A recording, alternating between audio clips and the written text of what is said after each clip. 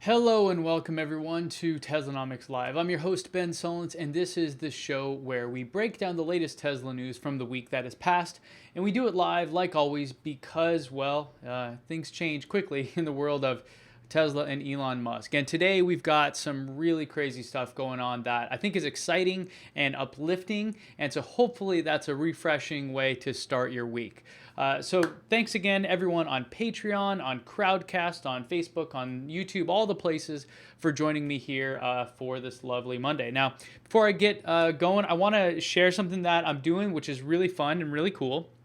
It is a giveaway that I'm doing for these desktop superchargers. So Tesla just started making these, and I think there was a guy that was making them 3D printer style, but these are pretty cool. And so I got some of these from Tesla, and I just thought it'd be fun to give them away.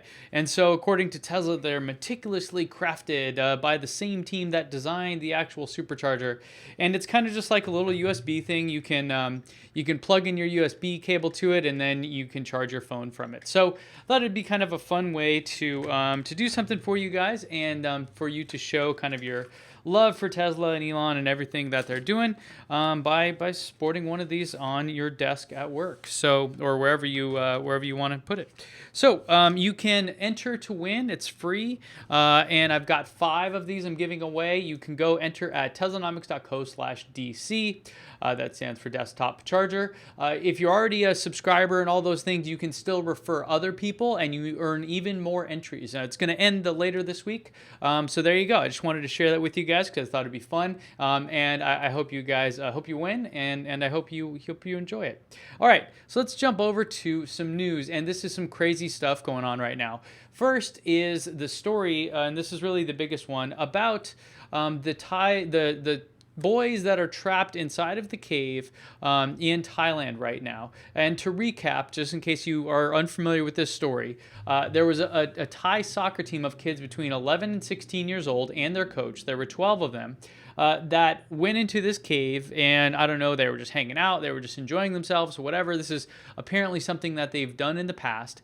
And they wandered all the way in, and then these flood waters came in. I think it was monsoon season, and it trapped them way, like, really far back in this cave. And they were there for 10 days before anyone actually came in and found them. And so this is kind of a crazy story. I'm sure you guys have heard of this if you've been following anything on the news, but there are insanely difficult conditions in getting back there. So it's not something that you can just say, okay, guys, here's a life vest, let's swim out. It takes, from what I understand, 3 to 4 hours to travel, and a lot of that is underwater with professional diving equipment that you need. And so these kids, have been malnourished at this point. They've been down in this cave for going on, I believe, 15 days. Some of them can't even swim, much less dive. And there's even a Thai Navy SEAL that died in trying to bring supplies back to him recently. So this is not something for the faint of heart. This is a very intense, insane kind of situation. And so Elon took to Twitter to try to figure out how he could help. Now, this may seem like an odd move for the CEO of multiple giant companies trying to accomplish their goals and all that, but if you know Elon and if you follow him at all, you'll realize this is a pretty standard thing for him to do. So he took to Twitter and he started to come up with ideas. The first idea that he was talking about was inserting a 1 meter diameter nylon tube through the cave network and inflate it with air like a bouncy castle. Then this would create an air tunnel underwater against the cave roof and auto-conform to the odd shapes like the really, really tiny 70 centimeter hole, which you can kind of see this narrow flooded passage here on this map. So that was kind of how it started. Then he started to iterate on this, and then he was talking about, okay, the first bit of water is close enough to the entrance to be pumped out. Second and third would be need battery packs, air pumps, and tubes. If the depth of the second is accurate, we would need a 0.5 bar, I assume he's talking about meters, tube pressure. probably need to enter tube, zip it up, and then transit. So this idea starts to form, starts to get deeper. Then he says, the SpaceX and Boring Company engineers are headed to Thailand tomorrow to see if we can help the government, presumably in any way possible. There are lots of complexities that are hard to appreciate without being there in person. So kudos to you for recognizing that, because obviously probably a lot of people on Twitter saw him talking about this going, man, that's not going to work. Maybe people there even were upset about it. And then, the idea started to form a bit more. He talked about, well, how could we actually get the water out of there? How could this tube work? And then that idea kind of deteriorated, I believe. So he keeps going, talking about the air pressure and all this, talking about the water, but he got some feedback on it, and now they switched from that tube over to an air pod or an escape pod that would actually work where the kids could fit inside of it, and then they could just kind of carry them through it. So this is a little crazy, and this is the idea that they kind of continued to work on. So he tweeted later that he was actually in LA working with the SpaceX team on building what they call a mini sub for the kids. And then, the people started to come out. So it was one of those things. And the question is whether or not this will actually make an impact. That's kind of where we're at right now, is whether or not any of this is going to actually help.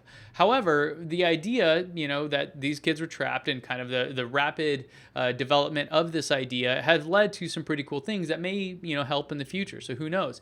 And then we got to see also on Twitter some actual photos and video of the actual tube. And now here you have these guys.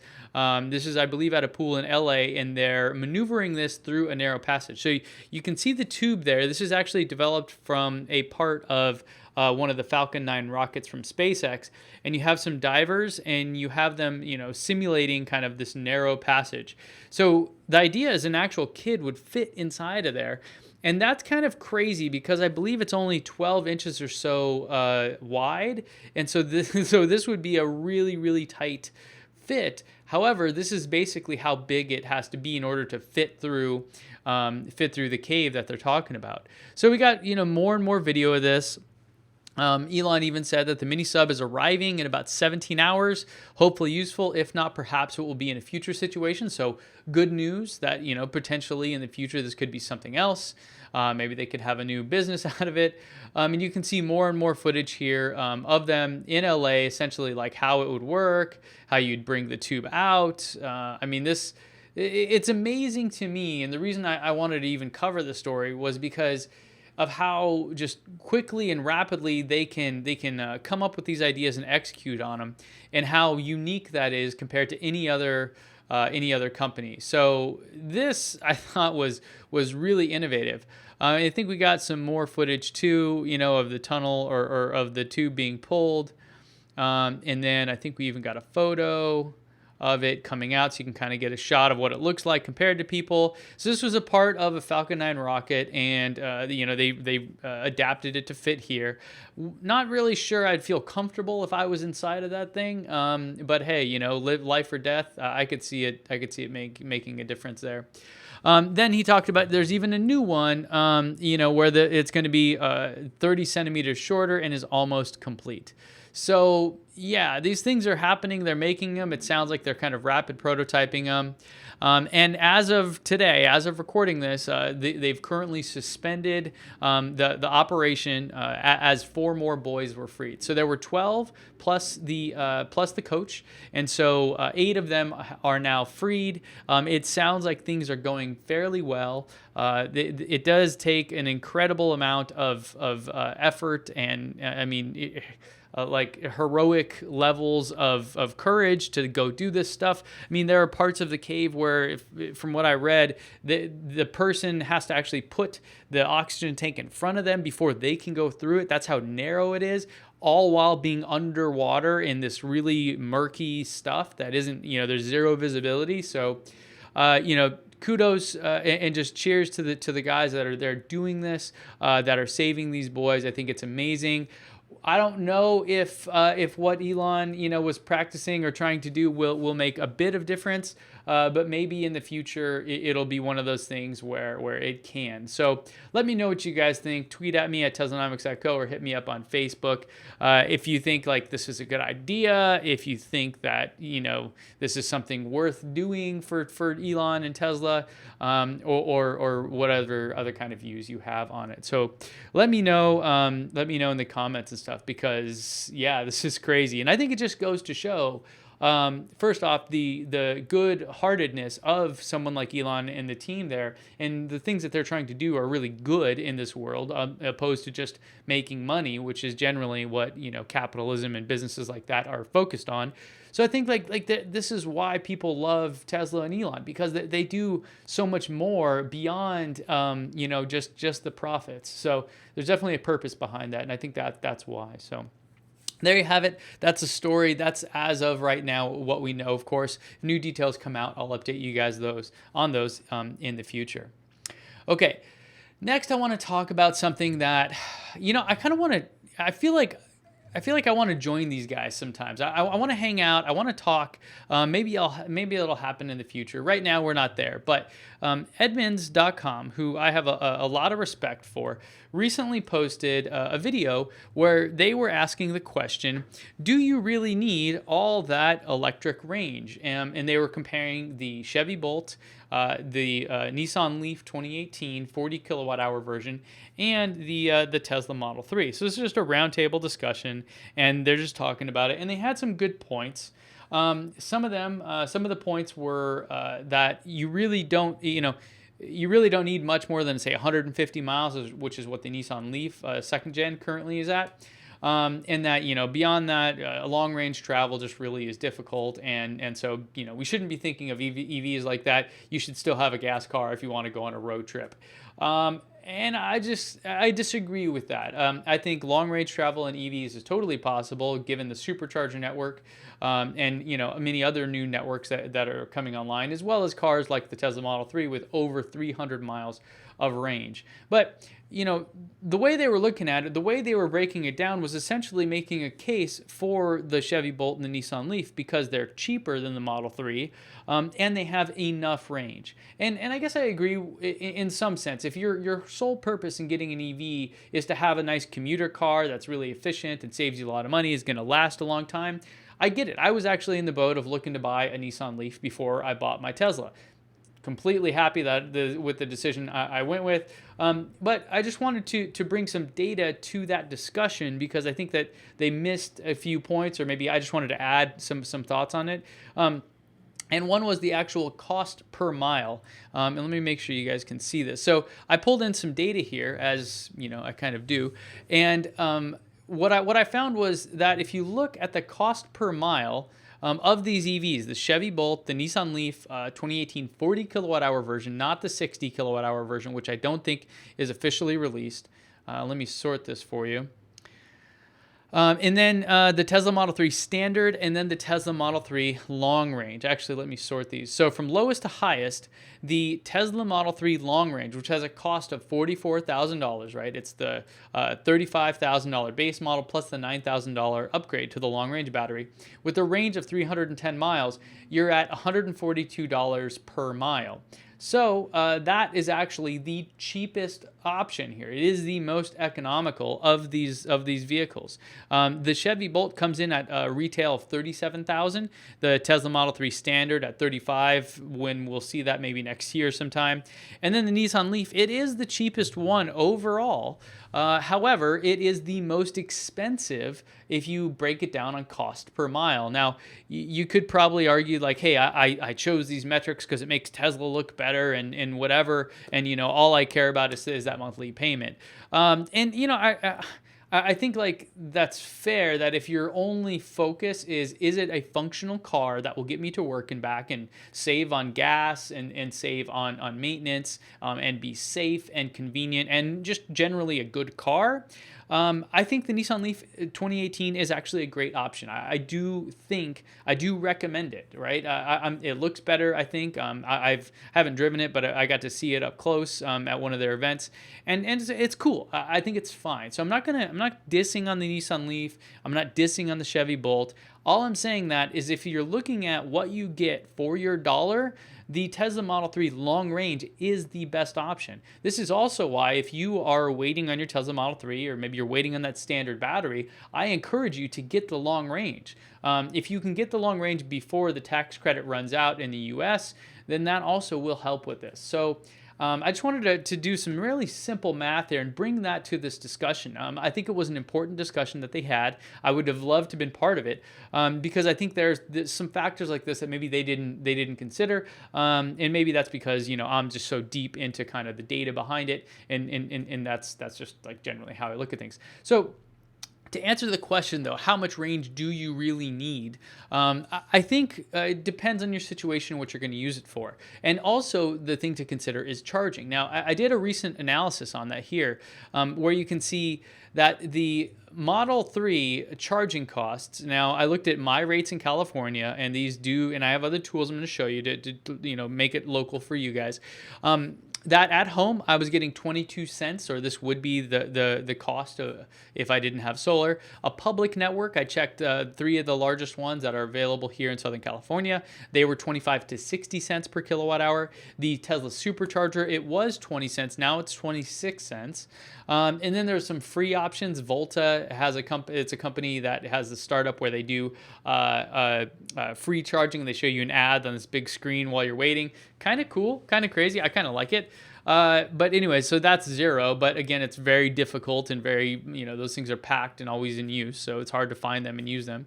And then if you had solar, my cost was around 9 cents per kilowatt hour. So when you think about charging, whether it be a Model 3 or any other EV, these are kind of your options here, right? These are kind of the different ways. So home charging is going to be your best bet. It's going to be the most convenient and generally the cheapest. If you can get solar, then that's, it'll offset the cost and make it even cheaper. And also it'll make it even more economical to get solar.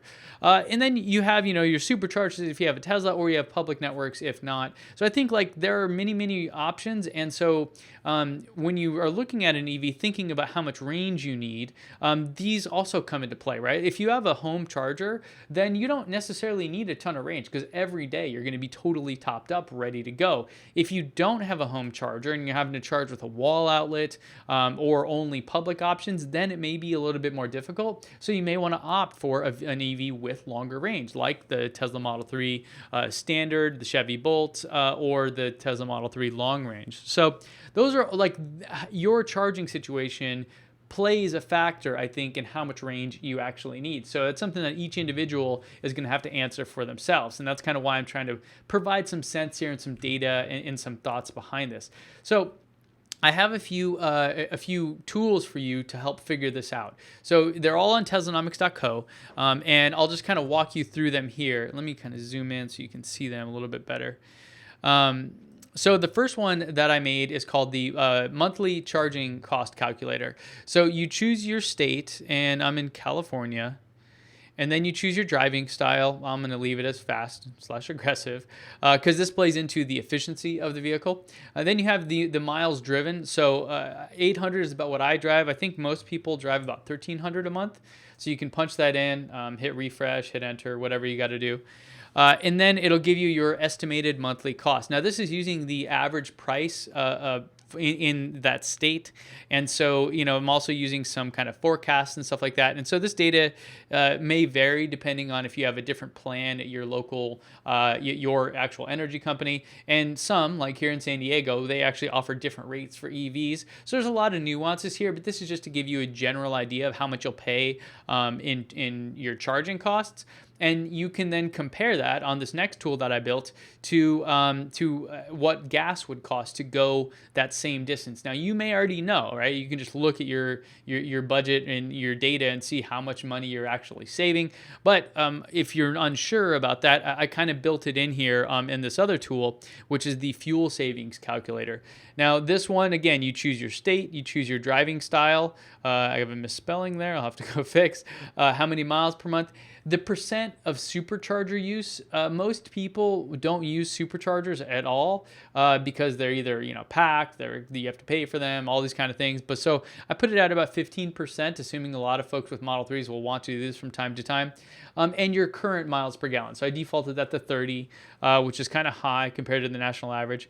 And then you can see, essentially each different state, what you're looking at in terms of your monthly savings. Here you're saving about $100 over a year, almost $1,200. It's a 64% savings. So this is using, the latest gas prices from Gas Buddy and energy rates from the Energy Information Administration. So I'm trying to just simplify it for you, right? So you don't have to even do that. I'm pulling the data from the standards, and it's going to be a little different, right, for each individual depending on where you live. But in general, you can see here. So other states like Nevada, you'll be saving 76%. So maybe you want to move to Nevada. I don't know. So anyway, so that's the second one, is the fuel savings calculator. And then the last one I wanted to bring up here was the supercharger rates. So if you're curious about a road trip, you can use this tool here to kind of plan that out. Now, this is a little bit crazy, but the way it works is every state here is listed with the supercharger rates, and the supercharger rates do vary. There's different tiers, and some do it by time versus by amount. But I tried to normalize that out to give you just an average and a general sense of it. And so on this, if you wanted to, you could say, okay, I'm going to travel 2,700 miles. My starting charge is 270 miles worth of range. And I'm going to go from California. I'm going to hold command on my Mac, and I'm going to drive all the way through, let's see, I'm going to go to Illinois. Then I'm going to go over here. Is that Indiana? Oh, man. And then I think that's maybe Ohio, then Pennsylvania, and I'm going to land in New York. So if I wanted to drive, so the way this kind of tool works is if I wanted to drive from California all the way across to New York, and if this amount of miles was correct, I'd pay about close to $200, and the effective rate would be 20 cents per kilowatt hour. So this tool kind of just normalizes that out so you can kind of plan those things and have fun. So again, back to the discussion around, how much range do you need? That's why I build these tools, because I think that is an important discussion.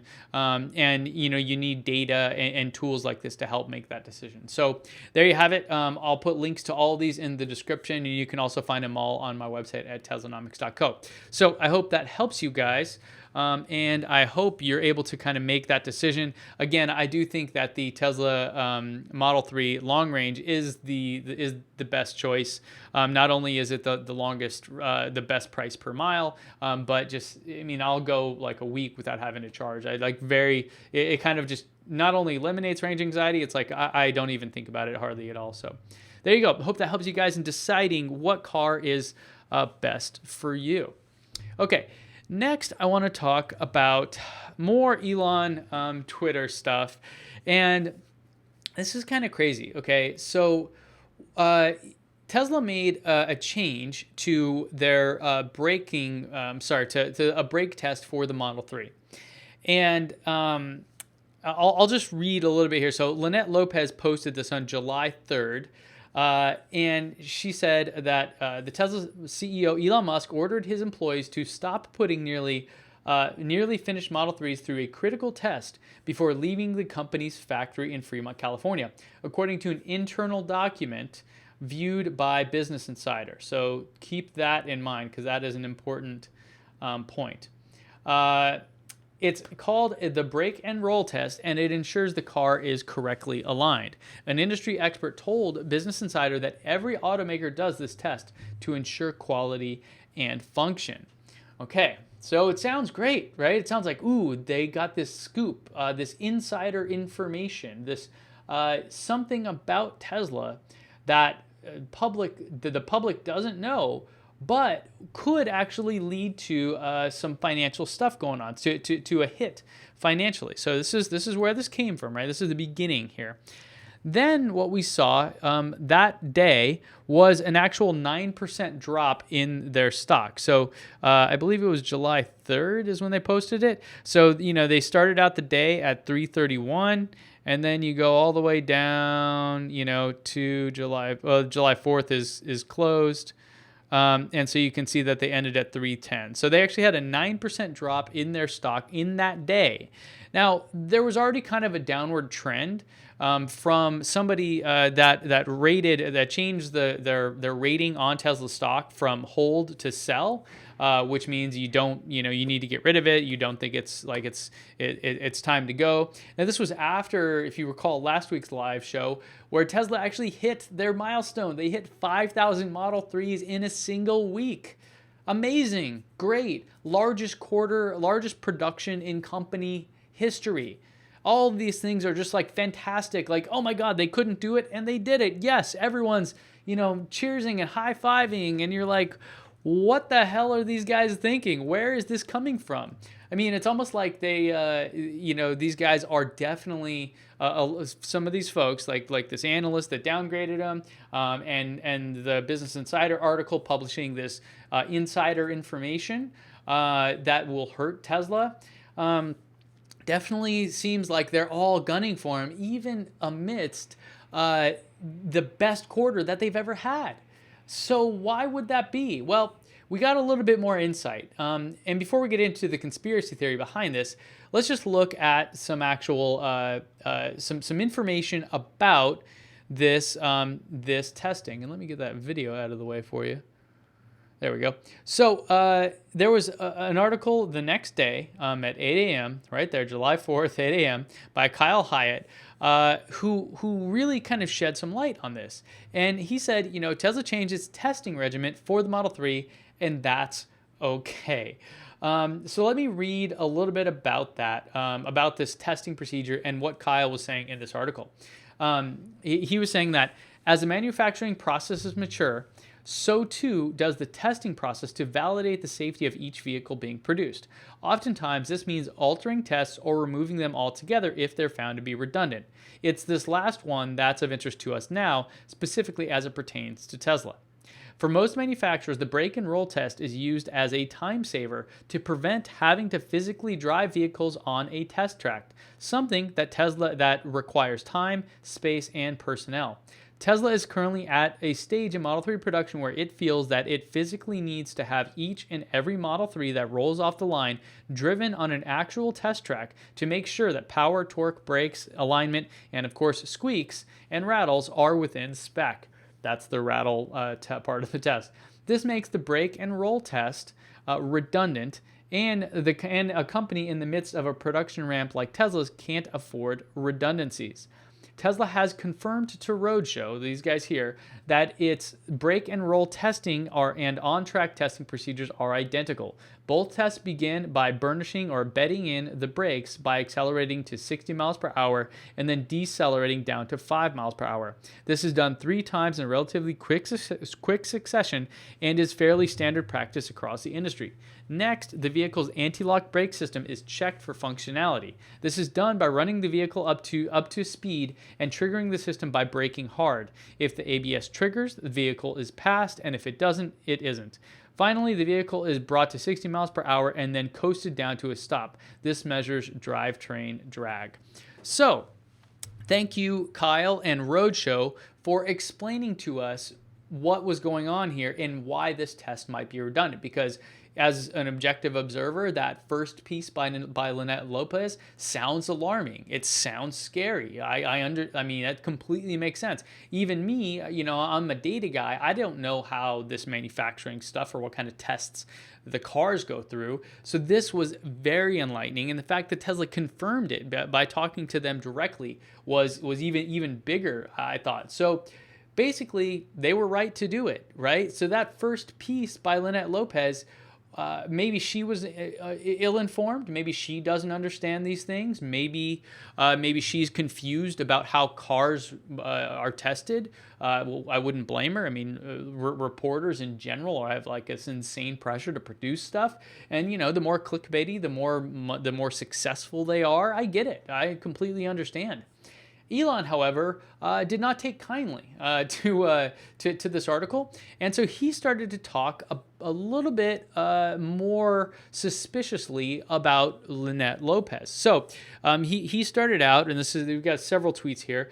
He asks if the reporter tried to bribe an ex-Tesla employee to give her insider information.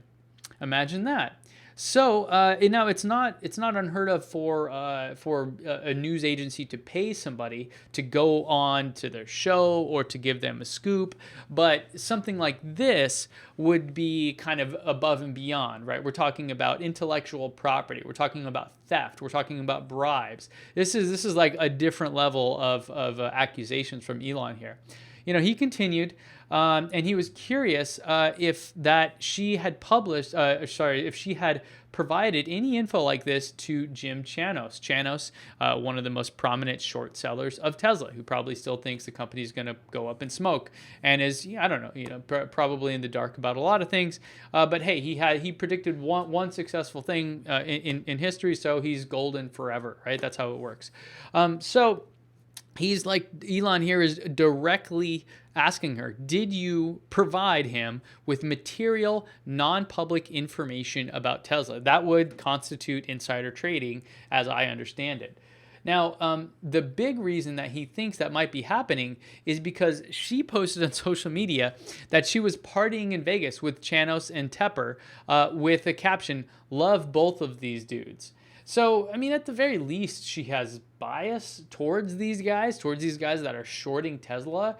And then she posts an article that does that. Now, this last one here, he wrapped it up by basically saying, a journalist who publicly expresses love for and parties in Vegas with prominent short sellers of any given company should disclose that when writing articles.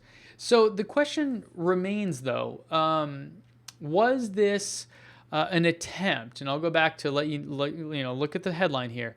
Was this an attempt by a reporter to publish an article with material, non-public information that would then financially benefit people she loves, people she parties with, her friends, people that send her gifts.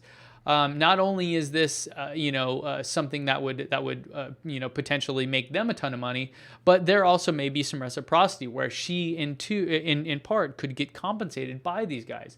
Now, I'm not saying that that's what happened. I'm just saying that, these are signs pointing to that. These are all signs where you have a reporter and somebody who's a short seller, and the short sellers have a financial interest, an actual, a huge amount of money that they stand to make from a company that they're betting against failing. And so that journalist, with their position and their voice and their influence, has a potential to actually hurt that company. And then they are also in bed with these guys. I don't mean literally in bed. I mean, they're partying with them. They're sending and receiving gifts to each other. They're publicly expressing their love for one another. So, Lynette Lopez, Jim Chanos, who knows how intimate that relationship between them is. But there definitely is a very tight, loving relationship between them, as they've stated, or as it appears, amidst what should be Tesla's greatest week ever, because they just announced that they were producing, they hit all their targets.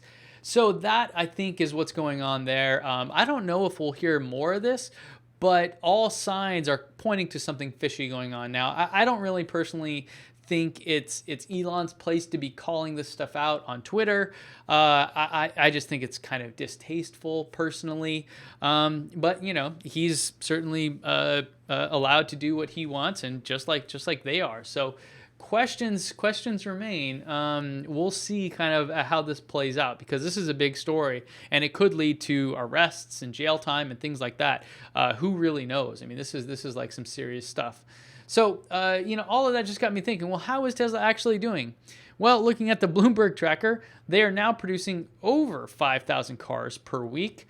I think Tom Randall, who kind of updates this, and Dean were on vacation because it was lagging for a little bit. So I'm not sure what's going on. But here they are, and from all objective measures, things are just going to get better and better from here, which means that these short sellers, the people that are actually invested in Tesla losing, are going to just, their nightmare is coming to reality here. So that I understand why they're upset, and they're trying to pull out all the punches here. But the question about this story is whether or not they crossed the line, whether or not a reporter bribed an ex-employee to give them insider information, whether or not that employee did that, and then whether or not the loving relationship she has with these short sellers also has led to a financial relationship or any other kind of intimacy that they may have between them that they've shared online already. So really big questions remain whether or not that's there. But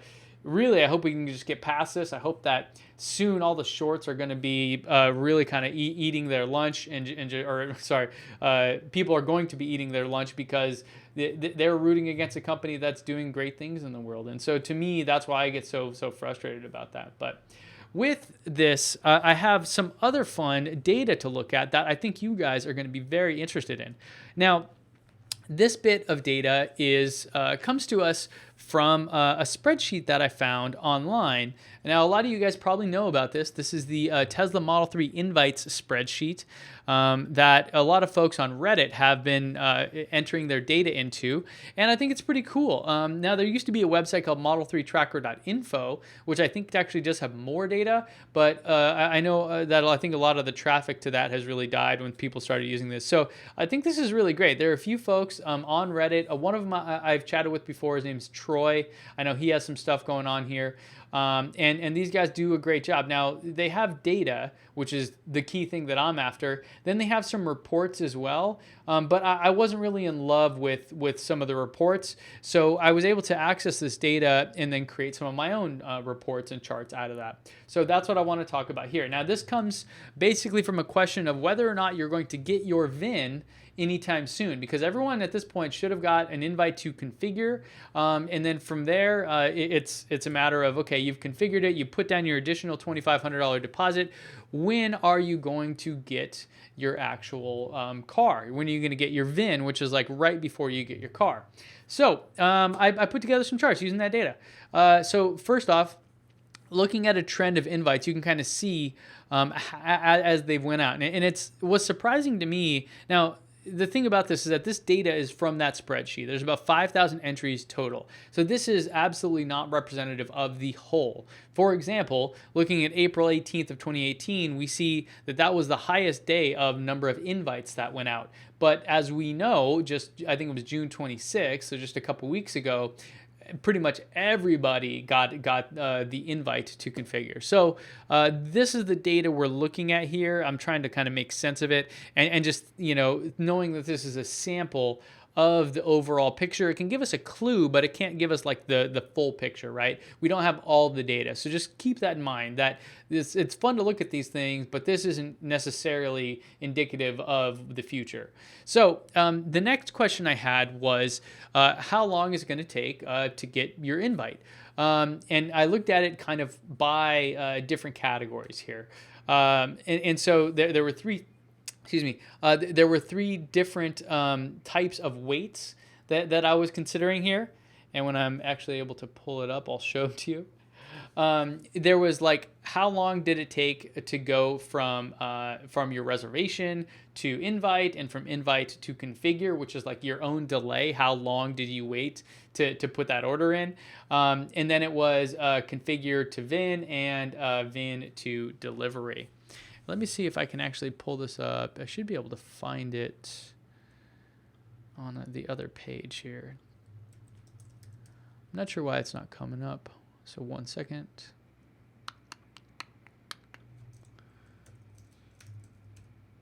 And if you're on Crowdcast, make sure to get your questions. This is our last story of the day.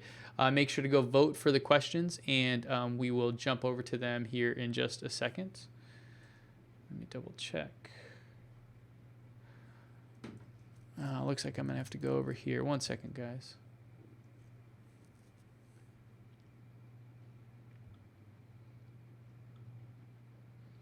Looks like I hid the tabs, so I have to go all the way over to the sheet and pull it up for you.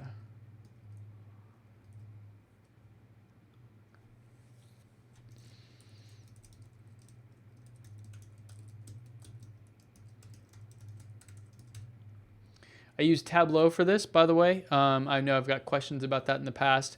There are, all kinds of different analytical tools and platforms for different use cases. For me, this one is just the easiest and the best, and I kind of know it, so it's easy for me to kind of do that. Okay, so let's do this one.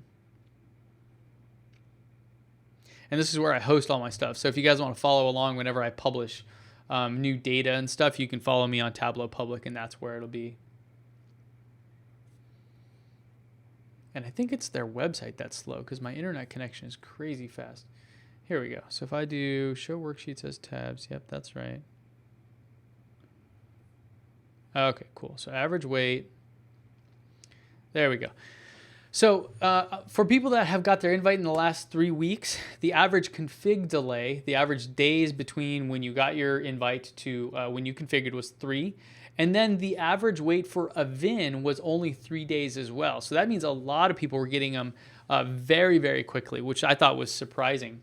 Then you have the delivery window. So from VIN to delivery was 16 days. So if you get your VIN, I would say, it's 2 to 3 weeks before you're actually going to get your car. So this is just kind of the overall what I was looking at. Now, if you expand this out to let's say the last 3 months, then this is going to change slightly. And if you do, last 3 years, which would be everybody, you can see how it's dramatically different, right? So those are kind of the average wait times by stage. And again, I'll go down to weeks, so that way you can see it just from the previous, the most recent stuff.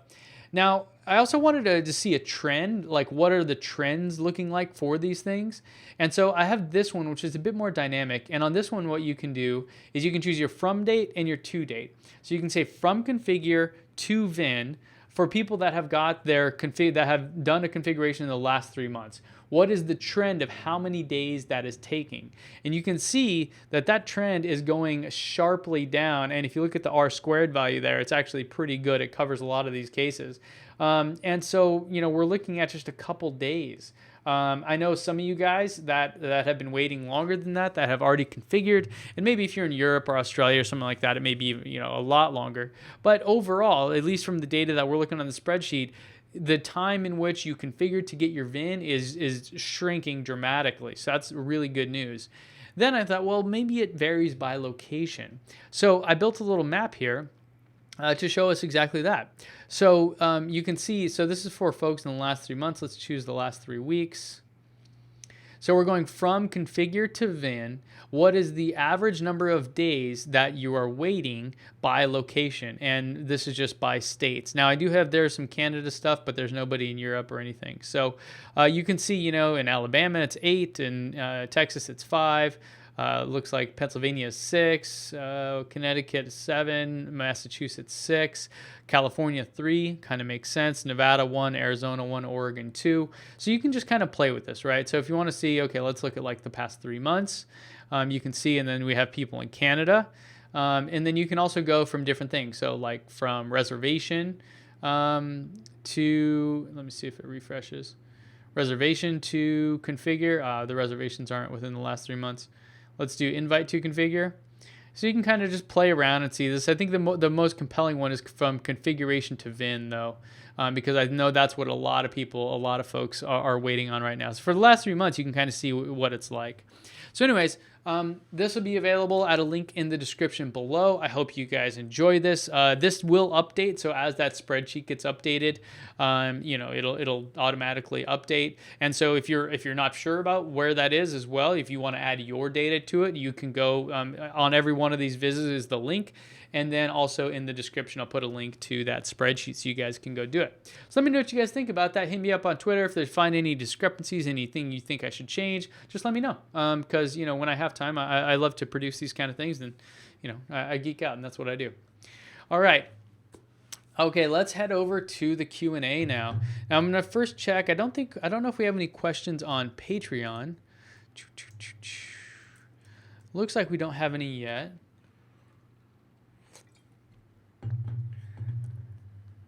So if nothing's on Patreon, I'm just going to go straight to Crowdcast. And for the folks in Crowdcast, yeah, I know I had to refresh the session, which lost them in one of the things. Yeah, we'll jump out of that. So we'll go to it here. So I'm going to answer these ones first that are on the current session, and then we'll go down to the old one. So I have a lot of questions there to start off. We'll go with here and the Q&A. That should be good. Cool. Looks like you guys are seeing it.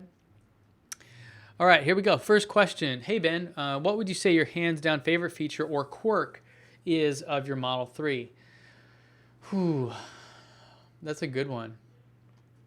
You know, I don't know if it's kind of the same, but probably the most useful one for me is being able to cool down the car without without being there, just from the app, because where I live it gets warm more times than not, and so that is a super useful feature as I'm heading back to the car to be able to cool it down and set the temperature.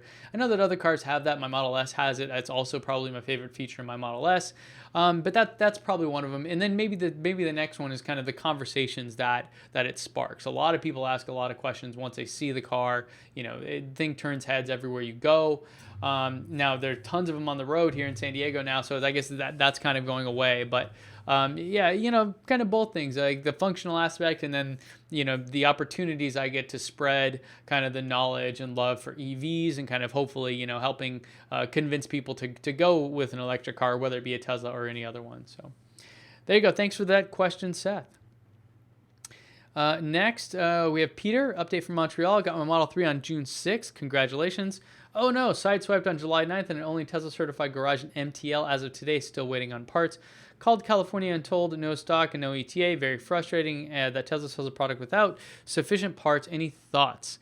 Okay, so looks like you got an update there, July 26th, which sounds like, I think that's just a couple weeks away. Yeah, I don't know what to say, Peter. I'm sorry that happened.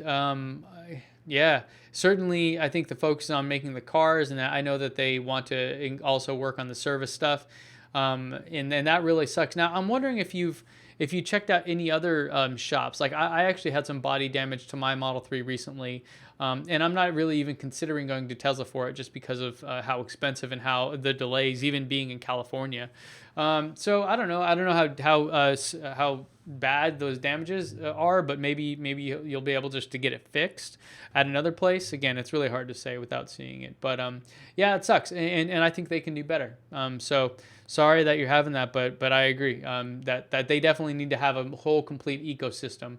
But you know, that's all predicated on surviving as a company, which is predicated on making these cars and getting them out there. So yeah, I think it'll all come within time. You know, early Model S and Model X owners, same problem. But you know, now it's really not a big deal. So it's part of being an early adopter, I think. And yeah, sorry it's you know, it may not help with your frustrations, but I think that's kind of just the reality of it. Thanks for the question, Peter. Bobby G asks, do you have a feel whether these end of quarter pushes have a tendency to temporarily increase the incident of minor defects like paint issues, fit problems, etc.? I don't think so. Paint is a thing that no car maker ever gets right. And I mean, if you really want like a show car, you have to get it, you know, repaired and all kinds of work done on it, you know, unless you're buying, let's say, a supercar or something for a couple million, then I would expect it to be perfect. But it's always bad. There's always problems. That's why there's certain types of paint that are more popular, because they hide these defects. But I don't know about the fit and finish. That's something that I guess, from what I understand, is incredibly difficult to get perfect. It takes years and years. So yeah, it'll just continue to get better. But no, I don't really anticipate that. I don't think they're shortchanging any of those any of the quality checks or anything. So thanks for the question, Bobby. Jason asks, hi Ben, I noticed that Tesla Labs makes you re-log in to your Tesla account if you change the password on your Tesla account. I thought it was saving an authentication key, not the password. Correct. So what happens is when you change your password, it's gonna expire that key. So when it goes to reuse the key, it won't work. So that's why. Yeah, simple. Thanks for the question, Jason. Daniel asks, hi Ben, can you pull a question from session 1 today? Yes, I will. I'll jump over to those in a second. Phil asks, are you still enjoying the World Cup over there in the USA? Here in England, everyone is going crazy. Any Teslanomics type stats analysis on our chances of winning? Man, I don't know. It's hard to say. I think the World Cup stuff is still happening. Today, there's no games, I don't believe, so you don't hear people screaming and shouting behind me.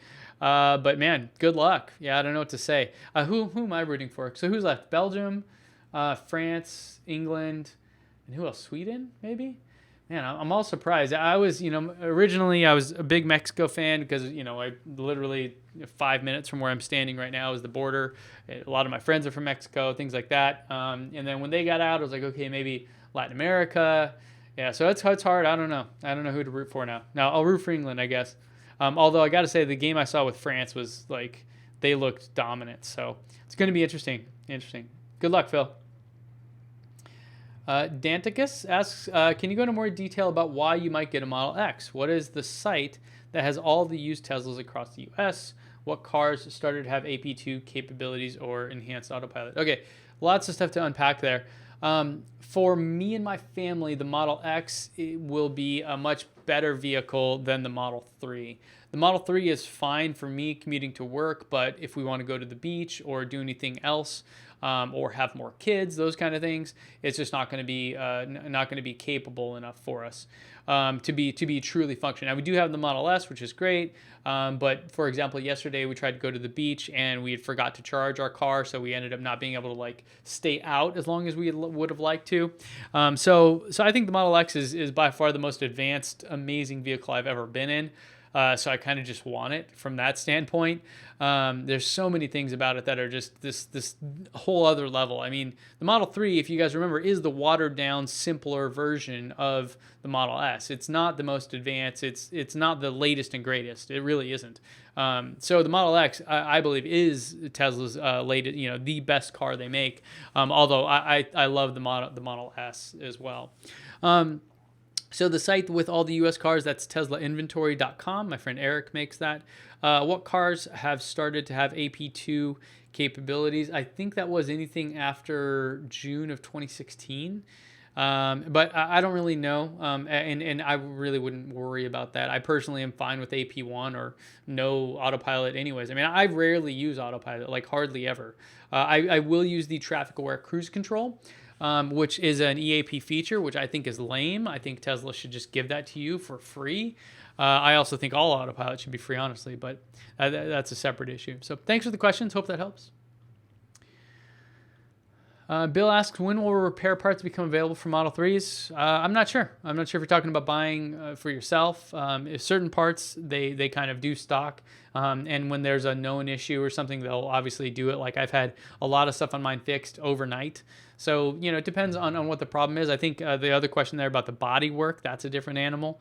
And so I'm not sure when that's coming. Hopefully soon. Elon did say at the earnings shareholders meeting that they were going to start building out their own body shops and doing things like that. So Marcus asks, did you ask Troy about using the spreadsheet data? No, not this time. I also created some charts based on the spreadsheet data. Oh yeah. Hey, Troy blasted you for stealing it.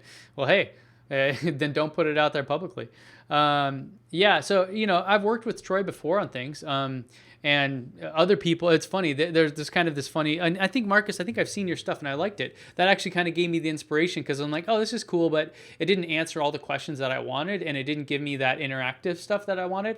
So that's why I did that. But I'll tell you a quick story. There was a thing I built a while ago, which was the Model 3 delivery date predictor. And Troy and I went back and forth on Tesla Motors Club several times about it and the logic, and he was totally cool and helped me figure it out. And I basically recreated all that logic in a web page versus a Google Sheet. For a lot of the same reasons that you built yours were the same reasons I built that one, right? Because a Google Sheet is not really designed for this kind of use of tons of people.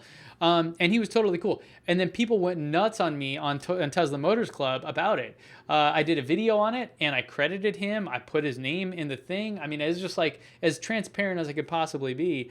And he actually came back and replied and said, no, I worked with Ben on this. It was totally fine. And people were still pissed. So I really don't give a shit what people think about that kind of thing. Because look, we're doing something good here. We're trying to help people. We're looking at data in a way, and if you're going to put data out publicly, then people are going to use it. That's just like what you have. If you don't, put it behind a paywall.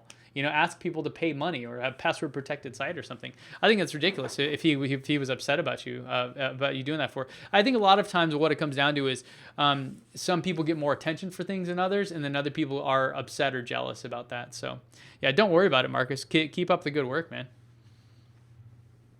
Okay, so that's good with all the questions on this one. I'm going to jump back to the first session. Oh, actually, let me go back here.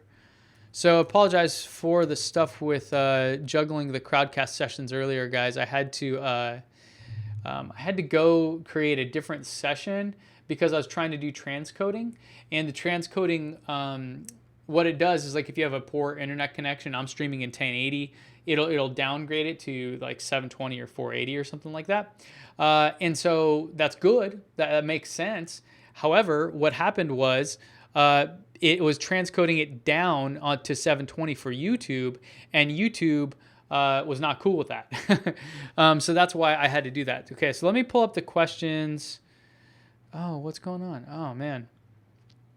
Okay, yeah, so there are questions from the first one. Cool. And let me see if I can share them on the screen. There we go. Sweet. So these are the questions from the first session. I'll go through these for a little while, and then we'll kind of wrap up.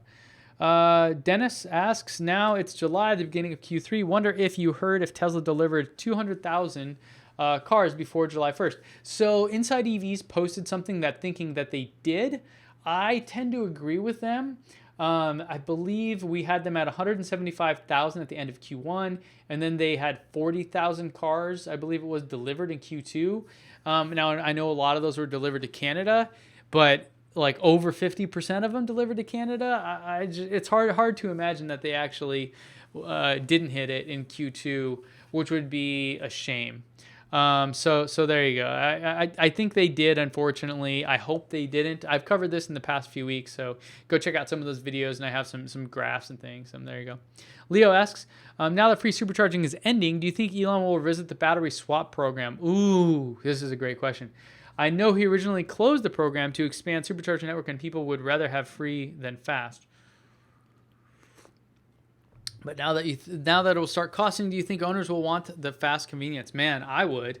Okay, so to unpack this here, I heard but from a little bird that at the end of this referral program, which the last day of July 14th, that after that, the free supercharging program is likely going away, and that the program is changing, and it's just gonna. I don't know any more details than that right now, but that's why I've been emailing people, and I've been putting a little banner there on the bottom about that, is because from all the information I have, this time it's for real. I know I've said that before, but this time I feel more confident than before that it's ending. Might be replaced by credits or something else. We'll see. The question about the battery swap program, I would love this. This would solve a lot of the issues that people have around long distance travel and EVs. The big challenge I feel, one is like the equipment and the installation and all that is going to be extremely expensive to install that and to maintain it. But then also the idea of a battery warranty is gone because, like let's say you get a new battery and then a month later the thing starts to act up. What are you going to do? Like, it's not your fault. So it would change kind of the dynamics of car ownership, which I think are cool. But at the same time, I'm just not sure if Tesla's ready to embark upon that. So yeah, we'll see. I don't think it's coming. But we'll see kind of how it plays out once we learn about the next version of the actual referral program. Okay, so Seth had that same question. We already covered that one. Tom asked that one.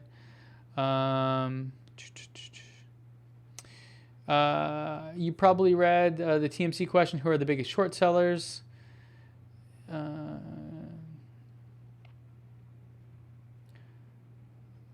Yeah, so talking about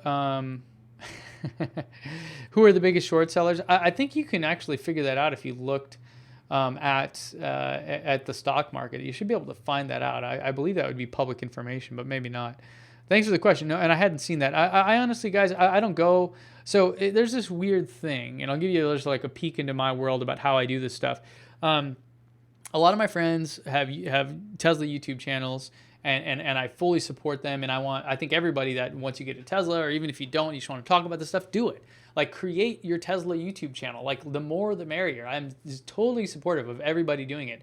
But I really don't watch hardly any of the other people's videos. I also don't read a lot of the TMC stuff. I intentionally stay away because when I come up with something, I don't want to be influenced or biased by that other stuff. Now, if I'm digging into a topic, I'll maybe research that thing, but I try to be as original and objective as possible. So you know, I don't really go to TMC much. I don't go on Reddit much. I don't really use those things. In fact, that's why, like, the whole Model 3 invite spreadsheet, I just found out about it like this last week. And so that's why I was like, oh yeah, there's some fun stuff to do with that data. So that's kind of where it comes from. Little insight for you guys. Ben, have you heard anything about increasing the power available at superchargers to reduce charge time? Yeah, so there's a supercharger V3. I think they said summer, which, you know, in Elon's terms maybe means fall at best. We'll see that, and the question is that how much is it going to increase, and then also how which cars will actually be able to accept the charge, because it won't be all of them. So yeah, superchargers V3 coming. We'll hear more about it soon. Maybe we'll get some updates on the earnings call if YouTubers are allowed to ask questions again. Yeah, so stay tuned. Carlo asks, hi Ben, thanks for taking my question. I've noticed that when I get my Model 3, there's no connection to LTE when I get in my Model 3. After a minute or so, it returns as the car cut off the connection to LTE, or is this unusual problem? I'm concerned about not getting OTA updates. I've only received one so far. Yeah, you know, I've experienced that too, Carlo, where my car will just lose connection. Sometimes I reboot and it'll be down for a while. I assume that's part of the boot order of things, of systems. So I'm not sure what could be causing that. I know that the Tesla is constantly working on changes, and I'm like light years behind in updates. So I haven't gotten an update in a while either, and I was getting them very frequently. So I'm not sure what's going on. There's definitely like some other things. Maybe they're gearing up for a big, you know, push for the next version of autopilot or something. So you know, just hang tight. It's one of those things. Your car is going to continue to improve and get better over time. So. Donald asks, Ben, we are going to see a lot of Model 3 deliveries. If you go to the dealer to take delivery and there's a damage to the exterior of your vehicle, can you refuse to pay the final amount until the repaired, or they replace it with a similar one? Exterior damage is difficult to repair, and I'm getting a red multi-coat, and I don't even know if repair shops can match the paint and quality. Yes, you can. That's a great question, and yes, you can refuse to take delivery. People do that.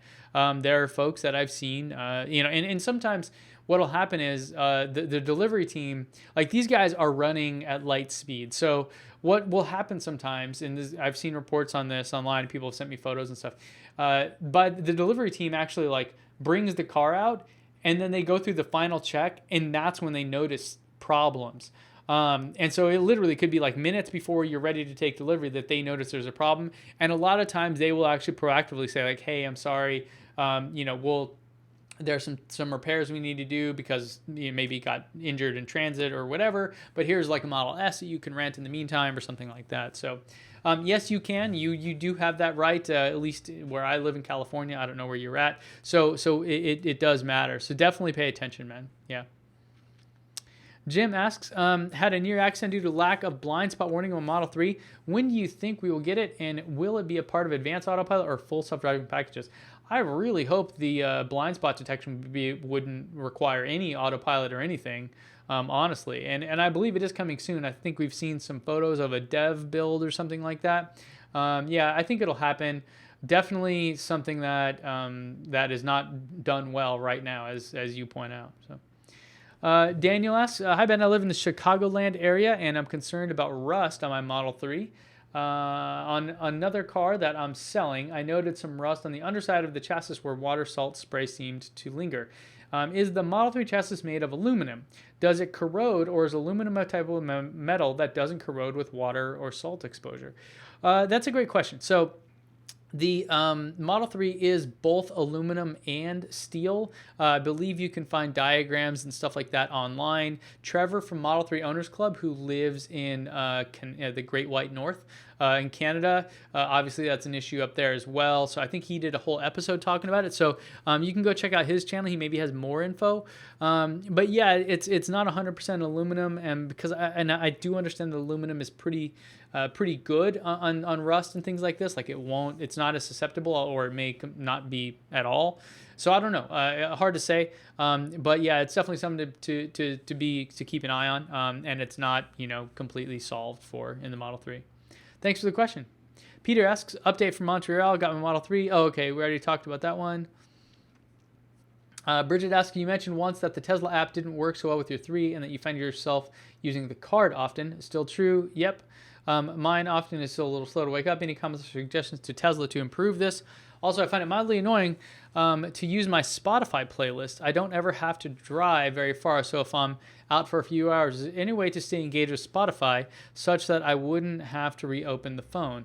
That last one, maybe use Pandora instead, or use the Spotify radio, which is terrible, or you can use Slacker radio, which is also terrible.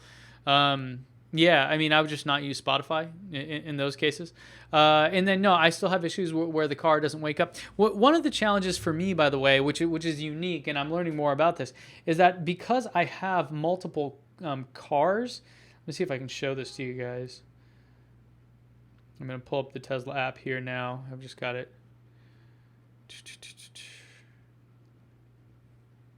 So, yeah, it's waking up. Yeah, maybe actually it's not a good idea. So one of the challenges is that I have 2 cars on here, and if I'm not on the Model 3, like here's let me see if I can see this. So here's my my Model S, and then I swipe like this. Oops. And then there's my Model 3. I hope the trunk isn't actually open. Okay, and I think I've actually got, look at that, there's actually another Model 3 on there. Uh-oh, hey-oh, what's that thing doing? So because I have multiple Teslas on here, sometimes that's the issue, Man, and this thing, yeah, it's 94 degrees Fahrenheit in the car right now, even though it's only like 80 degrees outside. So crazy stuff. Yeah, it's still an issue. I don't know what to do to solve it. Hopefully they'll come out with the key fob and I'll be able to do that. So Robert asks, I've configured my Model 3 and have been told it will be delivered in 2 months. What should I do to prepare for it? Do I need a charger, or will a 240 volt outlet do the job? Well, if you have a 240 volt outlet, then you're in good shape. So there's a couple things. You ideally will have either a wall charger installed, which you can order from Tesla. It's like a really nice looking one. If you have a really nice garage, that's probably what I recommend. Otherwise, if you're not too worried about the aesthetics inside of the garage, you can just get the NEMA 1450, which is the type of outlet. That's like the shape that it fits into. You'll want that, which is a 240 volt, 40 amp circuit that you need it connected to. So if you already have a 240 volt outlet that's extra and it doesn't have the NEMA 1450, you might be able just to swap that out for the outlet, which would maybe be $20 or something.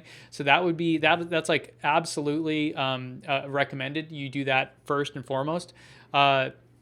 Other than that, where are you going to park it? Is it indoors? If it's going to be outdoors, do you want to get a car cover? Things like that. If you want any accessories or any of those kind of things, maybe those be considered. But really, charging is the biggest one. I think that you should figure out before you get your car. After that, if you need to charge at work or those kind of things, there's lots of stuff to plan and figure out. But if you can just charge overnight every night at home, and you got your charger, then I would say you're good to go for 90% of the scenarios. There you go. Scott asks, first, thanks, Ben. You're welcome. Second, may have been covered. So any confirmation on 200K after Q2? No official confirmation. Maybe we'll get an update at the earnings call. Do you think this little discount on a premium dual motor is linked to one or other or combo because of the day? He said, I'm losing you. When do you think we can order long-range dual motor without premium required? I think you can now, can't you? Do you know if premium is required with white interior? I do not know. Still have a second Model 3 reservation? I do not. A friend of mine took that. When and what you thinking about getting? Yeah, so I wanted to get the performance model, but it's too expensive. It's not worth it. I don't think. As Spartan and as simple as the car is, I don't think it's worth that much money. I would far rather get even a lower end Model S. For that amount of money. So that was what I was waiting on, and then I've actually moved on and I've given it to my buddy here. Am I like totally off screen? You guys need to tell me that. Okay, there we go. So yeah, there you go, Scott. Thanks for the question. Phil asks, "Hi Ben, are you still enjoying the World Cup?" Oh, we already went over that. Any information on the submarine Tesla? Yep, covered that in the beginning. What's your take on the Musk versus Lopez Twitter war? Yep, got it. Yep. Seems to be a great deal of confusion on the delivery dates. June 26th, everyone got their reservations, asked to configure Model 3. My date for delivery is September to November, but some delivery sites are predicting January 19. Do you have any insight in this question? Yep. Shared the data from that Model 3 invite sheet, and there you go. So it depends greatly on location, but it sounds like people are getting those a lot sooner, which just says like the website's not updating. It's not like, a lot of these things aren't like totally connected, right? Like there isn't, I couldn't imagine there's a feed from like the production manufacturing operating system into the website as to exactly when you'll get your car, and there's algorithms running on it. I just don't think it's that complex. So when you see something like a September to November, I think that's a rough estimate, and people maybe just manually update that. So that's my guess of probably how it works. So there you have it. All right, last question. Greetings from DC. Thank you for joining me. Configure my Model 3 on June 29th. All-wheel drive, long-range, midnight silver. Question, approximately how long after the configuration will a specialist contact you for finance portion? I'm hoping to make the whole process, including selling my current vehicle, as seamless as possible. It's usually closer to delivery. So, a few weeks out, or I'm sorry, like a week or so before, or maybe even just a couple days before. If you're applying for financing through Tesla, maybe it's happening sooner. But, me and folks that I work with, we usually just get our own financing and then bring them a check from the bank. So there you have it. That's kind of how it goes and what I recommend. All right, guys. Well, thank you all for joining me. It's been a pleasure to have you here today. So apologies for the little fumbles in the beginning, but I hope you will stick with me. And the next week we'll do this again. And later in this week, I have some really fun stuff. I actually went on a drag race and took my old Model S, my neighbor's Model S versus my Model 3. So you can kind of stay tuned for that. I'm not a big drag racer, so we'll see how I did. But thanks again for joining me. If you have any questions about anything, hit me up on Twitter at Teslanomics Co. And don't forget to go enter to win one of these really cool little desktop superchargers at Teslanomics.co/TC. So that's it. Thanks for joining me, guys. Don't forget, when you free the data, your mind will follow. I'll see you back here next time.